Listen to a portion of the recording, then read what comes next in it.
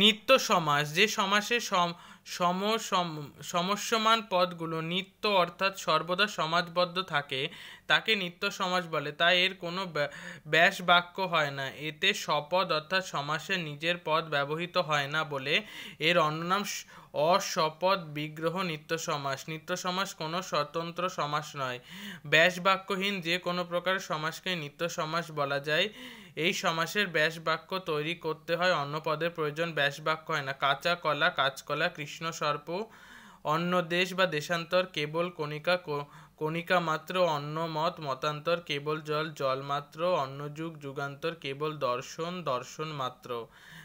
একইভাবে দেখা মাত্র, তদমাত্র, ইন্দুনিভ, বজ্র সন্নিভ, হস্তান্তর, স্থানান্তর, ধর্মান্তর, শুলি, শম্ভুনিভ, কাঁচা কলা, কালসাপ, ভাবান্তর, ভিক্ষামাত্র, প্রাকান্তর, কালান্তর, জন্মান্তর ইত্যাদি।